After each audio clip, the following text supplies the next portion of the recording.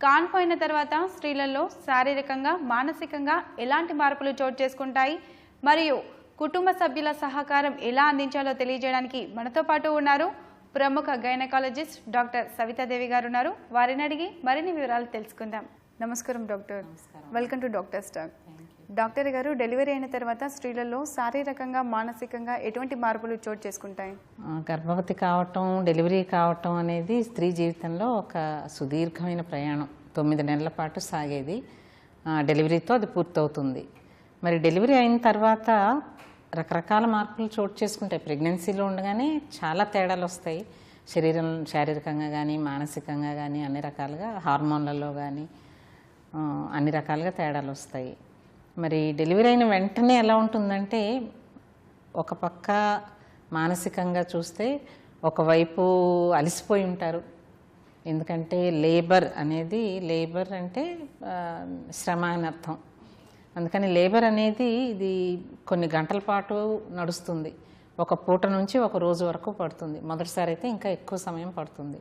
So ఇన్ని గంటలు అంటే ఈ కాలంలో ఎంత పెయిన్లెస్ లేబర్ అయినా కూడా, పెయిన్ తెలియకుండా ఇంజక్షన్లు అవి చేయించుకున్నా కూడా అయినా అది చాలా వరకు అలసిపోతారు.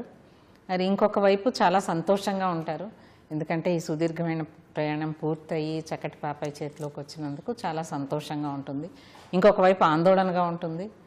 అంటే ఈ కొత్త మన కుటుంబంలో సభ్యులు వచ్చారు, మరి మనం ఎంతవరకు న్యాయం చేయగలుగుతాము, ఎలా పెంచగలుగుతాము, ఈ బిడ్డ పెంపకం ఎలా ఉంటుంది, ఏ రకమైన జాగ్రత్తలు తీసుకోవాలి, పాలు ఇవ్వగలుగుతానా లేదా, పాలు ఇవ్వటం చేతవుతుందా, బిడ్డను పెంచడం నాకు చేతవుతుందా, బిడ్డకు అవసరమైనవన్నీ నేను సమకూర్చగలుగుతానా లేదా అన్న ఆందోళన కూడా ఉంటుంది సహజంగానే. కానీ మానసిక స్థితి ఆ రకంగా ఉంటుంది. ఇక శారీరకంగా చూస్తే, మరి శారీరకంగా కూడా ఏమిటంటే, కాన్పైన వెంటనే పొట్టలో నొప్పిగా ఉంటుంది. ఎందుకంటే గర్భాశయం ముడుచుకుంటూ ఉంటుంది. మరి కుట్లు దగ్గర నొప్పిగా ఉంటుంది. మరి వక్షోజాల్లో నొప్పిగా ఉంటుంది. ఎందుకంటే పాలు మొదలైనప్పుడు పాలు పడినప్పుడు ఏంటంటే ఆ వక్షోజాలు గట్టిగా అయిపోవటం, పాలు ఇవ్వటం అంటే బిడ్డ నేర్చుకోవటానికి కొంత సమయం పెట్టడం, దాంతో ఆందోళన, నొప్పి ఇటువంటివి ఉంటాయి. మరి శరీర ధర్మాలు కూడా కొన్ని మారుతాయి. ఈ కాన్పైన తర్వాత ఈ బ్లీడింగ్ అనేది దాదాపు 6 వారాల పాటు కొనసాగుతుంది. అంటే మొదట కొద్ది రోజులు, ఒక వారం 10 రోజులు మామూలు రక్తస్రావం లాగా ఉంటుంది, బహిష్ట సమయంలో ఉన్నట్టుగా, కొద్దిగా ఎక్కువగా. ఆ తర్వాత ఇది రంగు మారుతూ ఉంటుంది. ఒక్కోసారి పసుపు పచ్చగా, తర్వాత రాను తెల్లగా. లోకియా అంటారు దీన్ని. కాన్పు తర్వాత స్రవించే డిశ్చార్జ్ని లోకియా అని అంటారు. ఈ లోకియా మొదట ఎర్రగా లోకియా రూబ్రా, తర్వాత పసుపు పచ్చగా సిరోజా, ఆల్బా, ఇట్లా రకరకాలుగా మారుతూ ఉంటుందన్నమాట. మరి వక్షోజాల్లో కూడా మార్పులు చెప్పుకున్నాం కదా. పాలు పడినప్పుడు తంట, తర్వాత పాలు ఇచ్చేటప్పుడు కూడా బిడ్డ సరిగ్గా సమయం పట్టడం నేర్చుకోవటానికి, ఆ తర్వాత ఒకవైపు ఇస్తూ ఉంటే ఇంకొక వైపు కారిపోతూ ఉండటం, దాంతో బట్టలన్నీ తడిసిపోతూ ఉండటం, ఆ బట్టల వాసన రావటం, పాల వాసన.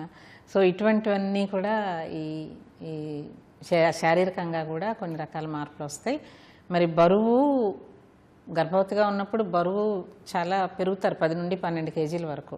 సో కాన్పు కాగానే ఒక 3-4 కేజీలు అయితే తగ్గుతుంది ఆ బేబీ, ప్లెసెంటా, అమ్నియాటిక్ ఫ్లూయిడ్ అవన్నీ.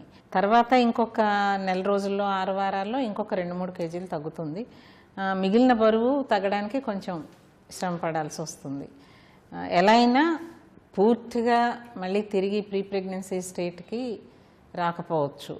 దాదాపు ప్రతి కాన్పు తర్వాత కేజీ నుండి దాదాపు 1 కేజీన్నర బరువు అలాగే మిగిలి ఉంటుందన్నమాట. అంటే పెరుగుతూ ఉంటుంది. మరి శరీరం ఆకృతి కూడా ఇదంతా పూర్తిగా ప్రీ ప్రెగ్నెన్సీ స్టేట్కి రావటం అనేది జరగదు. ఎందుకంటే ఈ పొట్ట మీద ఏర్పడే స్ట్రై అంటే చారలు కానీ, మరి పొట్ట యొక్క ఆకృతి కూడా పొట్ట సాఫ్గా అంటుకుపోయినట్టు ఆ రకంగా లేకుండా, బాగా ఎక్సర్సైజ్ చేసి చాలా అవేర్నెస్ ఉండి మళ్ళీ పూర్వం స్టేట్కి తిరిగి రావాలి, కండరాలు బలం రావాలి తిరిగి అని ఎక్సర్సైజ్లు అవి తప్పనిసరిగా చేస్తే తప్ప పూర్తిగా పూర్వపు స్థితికి రావటం అనేది జరగదు. అందుకని ఆకృతిలో కూడా కొంత తేడా వస్తుంది. ఇవన్నీ యాక్సెప్ట్ చేయాలన్నమాట. అందుకని ఇన్ని రకాల మార్పులు వస్తాయి కాన్పైన తర్వాత, ఇన్ని రకాల ఆలోచనలు, శారీరకంగా ఇన్ని రకాల మార్పులు వస్తాయి. మరి డెలివరీ తర్వాత హాస్పిటల్లో ఎన్ని రోజులు ఉండాల్సి వస్తుంది మరియు మీరు ఎటువంటి జాగ్రత్తలు తీసుకుంటారు? కాన్పు తర్వాత సాధారణ సహజ ప్రసవం కనుక జరిగితే మర్నాడు వెళ్ళిపోవచ్చు ఇంటికి, వేరే కాంప్లికేషన్స్ ఏమీ లేకపోతే. మరి సిజేరియన్ అయితే కనీసం 3 రోజులు హాస్పిటల్లో ఉండాల్సి వస్తుంది, 4వ రోజు ఇంటికి వెళ్ళిపోవచ్చు. అయితే కాన్పు అయిన తర్వాత మొట్టమొదటి గంట చాలా ముఖ్యం. అంటే 1 గంట సేపు వరకు ఆ స్త్రీని డెలివరీ రూమ్లోనే ఉంచి ఆమెని చాలా జాగ్రత్తగా పరీక్షించి చూస్తూ ఉంటారు, మానిటర్ చేస్తూ ఉంటారనమాట. ఎందుకంటే ఈ 3rd స్టేజ్, దీన్ని 4th స్టేజ్ అంటారు. 1 గంట కాన్పు పూర్తిగా అయిపోయి మాయప్రసవం కూడా జరిగిపోయిన తర్వాత 1 గంట చాలా ముఖ్యం. ఎందుకంటే కొంతమందికి రక్తస్రావం బాగా ఎక్కువగా జరుగుతుంది, పోస్ట్మార్టం హెమరేజ్ అంటారు. అంటే విపరీతమైన రక్తస్రావం కావడంతో ఆమె ప్రాణానికి కూడా ప్రమాదం ఉండొచ్చు. అందుకని బ్లీడింగ్ ఎలా ఉంది, గర్భాశయం మామూలుగా బిడ్డతో ఉన్నప్పుడు ఎంత పెద్దగా అయితే ఉంటుందో అదంతా కాన్పు తర్వాత బాగా ముడుచుకుని గట్టిపడి ఒక క్రికెట్ బాల్ లాగా తయారవుతుంది. అంత గట్టిగా ముడుచుకోవాలి, అంత సైజు కూడా బాగా తగ్గిపోవాలి. ఆ రకంగా కనుక జరగకపోతే వదులుగా ఉంటూ ఆ కండరాలు గట్టిగా ముడుచుకోకపోతే రక్తస్రావం, అధిక రక్తస్రావం అవుతుంది, పోస్ట్మార్టం హెమరేజ్ అంటారు. ఇది ఈ కాన్పు వలన మరణించే స్త్రీలు చాలా శాతం ఈ పోస్ట్మార్టం హెమరేజ్ వలన మరణిస్తారనమాట. అందుకని ఇదొకటి డాక్టర్లు చాలా జాగ్రత్తగా చూసుకుంటూ ఉంటారు. దాని తర్వాత ఆమె యొక్క pulse, blood pressure, vital science అంటారు. అంటే ఆమె సిస్టమ్ అంతా కరెక్ట్గా సరిగ్గానే ఉందా లేదా, ఏమైనా ప్రాణానికి ముప్పు ఉందా అన్న సంగతి. ఎందుకంటే ఎంబాలిజంలు అంటే, అమ్నియాటిక్ ఫ్లూయిడ్ ఎంబాలిజం అంటే, పల్మనరీ ఎంబాలిజం అంటే, ఆబ్స్టెట్రిక్ షాక్ అంటే ఏ కారణం లేకుండా ఒక్కోసారి కొలాప్స్ అవుతారు కాన్పు కాగానే. ఇటువంటివన్నీ కూడా ఈ మొదటి గంటలోనే మనకి తెలుస్తాయి అన్నమాట.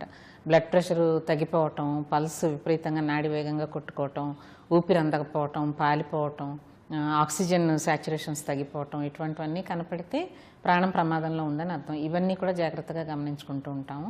ఇకపోతే 3వది కొన్ని రకాల కాంప్లికేషన్స్, కాన్పు సమయంలో జరిగిన కాంప్లికేషన్స్ మనకి ఈ కాన్పు జరిగిన తర్వాత అర్థమవుతాయి.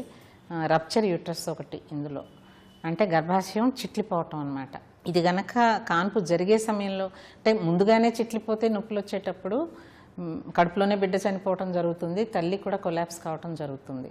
అలా కాకుండా కాన్పు జరిగే సమయంలో కనుక గర్భాశయం చిట్లిపోవటం జరిగితే కాన్పు జరిగిన వెంటనే మళ్ళీ బీపీ పడిపోవటం, పేషెంట్ షాక్లోకి వెళ్ళిపోవటం జరుగుతుంది, అధిక రక్తస్రావం, ఇవన్నీ అది జాగ్రత్తగా చూసుకోవాలి.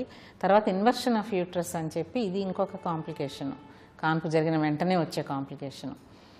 అంటే ఇంట్లో కూడా కావచ్చు కదా, హాస్పిటల్ ఎందుకు కావాలి అని అనుకుంటారు కదా. అందుకని పూర్వానికి ఇప్పటికీ తేడాలు ఇవన్నమాట. ఇంట్లో జరిగినప్పుడు ఇవన్నీ కూడా మామూలు బర్త్ అటెండెంట్, అన్ట్రైన్డ్ అటెండెంట్ ఎవరన్నా ఉంటే ఆయాలు, అటువంటి వారు, మరి వారికి ఇవన్నీ అర్థం కావు కదా. ఇవి అర్థమైనా కూడా ఆమెని ఇంటి నుండి హాస్పిటల్, అన్ని ఫెసిలిటీస్ ఉన్న హాస్పిటల్ వరకు చేర్చడానికి సమయం పడుతుంది. ఆ సమయంలోనే ఒక్కోసారి తల్లుల మరణాలు జరుగుతాయి. అందుకని ఇన్వర్షన్ అంటే ఏమవుతుందంటే, కాన్పు జరిగిన తర్వాత గర్భాశయం లోపల నుండి బయటికి తిరగబడుతుంది. ఇది కూడా చాలా ప్రాణాంతకమైన సమస్య. ఇటువంటిది ఉంటే వెంటనే అప్పటికప్పుడు ఇవన్నీ కూడా ఈ హాస్పిటల్లో అన్ని రకాలైన ఈ ఏర్పాట్లు ఇవన్నీ డీల్ చేయడానికి అందుబాటులో లేకపోతే ప్రాణానికి ప్రమాదం. అందుకని 1 గంట సేపు ఇవన్నీ గమనించి చూసుకుని, ఈ గంట బాగుంది, ఏమీ ప్రమాదం లేదు, అన్నీ బాగున్నాయని అనుకుంటే అప్పుడు తనని తన రూమ్కి పంపించడం అనేది, లేదా మానిటరింగ్ పూర్తవుతుంది, ఇంటెన్సివ్ మానిటరింగ్ 1 గంటకి. ఇంకా ఆ తర్వాత ప్రతిరోజు రౌండ్స్ చేసేటప్పుడు నర్సులు కానీ డాక్టర్లు కానీ ఆమె యొక్క టెంపరేచరు, ఎందుకంటే టెంపరేచర్ పెరగకూడదు. జ్వరం కనుక వస్తే కాన్పు సమయంలో ఏదైనా ఇన్ఫెక్షన్ వచ్చి ఉండొచ్చు, లేదా రొమ్ముల్లో పాలు గట్టగట్టి ఉండొచ్చు, లేదా బ్రెస్ట్లో మ్యాస్టైటిస్ అని ఇన్ఫెక్షన్ రావచ్చు, యూట్రస్కి ఇన్ఫెక్షన్ రావచ్చు, కుట్లు చీము పట్టవచ్చు, ఇటువంటివన్నీ సూచిస్తుంది. మరి పల్స్ రేట్ చూస్తారు, పల్స్ రేట్ ఎక్కువగా ఉంటే కూడా ఏదో ఒక తంట ఉంది, నార్మల్గా లేదు అని అర్థం. బ్లడ్ ప్రెషర్ చూస్తారు, బ్లడ్ ప్రెషర్ తక్కువ ఉన్న సమస్య, మరి ఎక్కువగా ఉన్నా కూడా సమస్య. ఎందుకంటే ప్రీఎక్లాంప్సియా అన్న జబ్బు ఉన్న స్త్రీలకి బ్లడ్ ప్రెషర్ కనుక కాన్పు తర్వాత కూడా ఎక్కువగా ఉంటే వారికి ఫిట్స్ రావటం జరుగుతుంది. అందుకని బ్లడ్ ప్రెషర్ కూడా చాలా ముఖ్యమైన అంశం. తర్వాత యూరిన్ పాస్ చేశారా లేదా అని చూస్తారు. కాన్పైన కొద్ది గంటల లోపు కంపల్సరీగా తప్పనిసరిగా మూత్ర విసర్జన చేయాలి. ఎందుకంటే కాన్పు జరిగినప్పుడు ఒక్కోసారి ఏమవుతుందంటే ఈ మూత్రాశయం కండరాలు కూడా సాగి వాటి మీద ఒత్తిడి ఉండి వారికి యూరినరీ బ్లాడర్ ఫుల్గా ఉన్నా కూడా ఆ సెన్సేషన్ రాదు, మూత్ర విసర్జన చేయాలి అన్న ఫీలింగ్ రాదు. కానీ అటువంటప్పుడు ఏమవుతుంది, సరిగ్గా చూసుకోకపోతే మూత్రం లోపల నిలిచిపోయి అది చాలా ఒక 2 లీటర్లు, లీటర్న్నర 2 లీటర్ల మూత్రం లోపల ఉండే వరకు అసలు సెన్సేషన్ తెలియదు. డాక్టర్ పరీక్షను చూసే వరకు అమ్మాయికి కూడా తెలియదు అనమాట. అందుకని తప్పనిసరిగా 1 గంట 2 గంటల లోపల బాత్రూమ్కి వెళ్ళి మూత్ర విసర్జన చేయాలి. సాఫీగా జరుగుతుందా లేదా అని చూడాలి. మరి తర్వాత గర్భాశయం సరిగ్గా ముడుచుకుంటుందా లేదా, ఎందుకంటే ఈ గర్భాశయం క్రికెట్ బాల్ లాగా తయారవుతుందని చెప్పుకున్నాం కదా, అది పూర్తిగా మళ్ళీ దాని మామూలు ఒక చిన్న పేరు సైజుకి రావాలన్నమాట. పేరు అని పండు ఉంటుంది కదా, దాదాపు అట్లా ఆ సైజుకి రావడానికి కొంత సమయం పడుతుంది. అది సరిగ్గా ప్రతిరోజు అది కుంచుకుని లోపలికి జరుగుతుందా లేదా అన్నది అది కూడా చూసుకోవాలి. మరి బ్లీడింగ్ కానీ లోకియా అని చెప్పుకున్నాం ఇందాక, సజావుగా సాఫీగా ఉందా, మరీ ఎక్కువ అవుతుందా, లేదా దుర్వాసనతో కూడుకునుందా. ఆ లోకియాలో వాసన వస్తే ఇన్ఫెక్షన్ ఉంది అని అర్థం, చీమ్ పట్టిందని అర్థం లోపల. అది కూడా ఒక ప్రమాదకరమైన కండిషన్. అందుకని చెప్పి లోకియా ఎలా ఉంది అని పరీక్షను చూస్తారు. మరి కుట్లు మామూలుగా సహజ ప్రసవం అయి కింద పెరినియల్ సూచెస్ ఉంటే కనుక ఎపిసియోటమీ, ఆ కుట్ల కొరకు తగిన జాగ్రత్త తీసుకుంటారు. క్లీన్ చేయటం, శుభ్రంగా ఉంచటం ఆ భాగాన్ని, తరచుగా యాంటీసెప్టిక్ సొల్యూషన్తో దాన్ని క్లీన్ చేయటం, మరి ఆయింట్మెంట్ కానీ పౌడర్ కానీ పెట్టడం, తరచుగా ప్యాడ్స్ మార్చుకుంటూ ఉండటం తడికా కానీ, ఇటువంటి జాగ్రత్తలన్నీ తీసుకోవాలి. తర్వాత నొప్పి తగ్గడానికి, త్వరగా మానటానికి లైట్ పెడతారు. పెరినియల్ లైట్ అని చెప్పి, ఇన్ఫ్రారెడ్ లైట్, అల్ట్రావైలెట్ లైట్ ఇలాంటివి. ఈ లైట్ల వలన కొంచెం వాపు తగ్గి నొప్పి తగ్గుతుందన్నమాట. మరి సిజేరియన్ సెక్షన్ అయ్యి జరిగి పొట్ట మీద కుట్లుంటే కనుక ఇవాళ రేపు అన్ని చోట్ల కూడా అవి కలిసిపోయే స్టిచెసే వేస్తున్నారు. సూచెస్ తీయాల్సిన అవసరం అయితే ఉండదు. మరి ఆ కుట్లు సరిగ్గా మానుతున్నాయా లేవా, ఇంటికి వెళ్ళే సమయానికి వాటి దగ్గర ఏమన్నా వాపు కానీ, ఎర్రబట్టం కానీ, చీము నీరు వంటివి రావటం కానీ జరుగుతుందా, ఇటువంటివన్నీ చూస్తారు. ఇవన్నీ ఒక ఎత్తు అయితే, పాలు ఇవ్వటం, తల్లి బిడ్డకి పాలు ఇవ్వటం అనేది అతి ముఖ్యం. తల్లి పాలే మంచివి, అమృతం లాంటివి. అందుకని ఈ పాలు ఇవ్వటం కొరకు వాళ్ళ ఇంటికి వెళ్ళే లోపల బిడ్డకు పాలు ఇవ్వటం అనేది నేర్చుకోవాలి.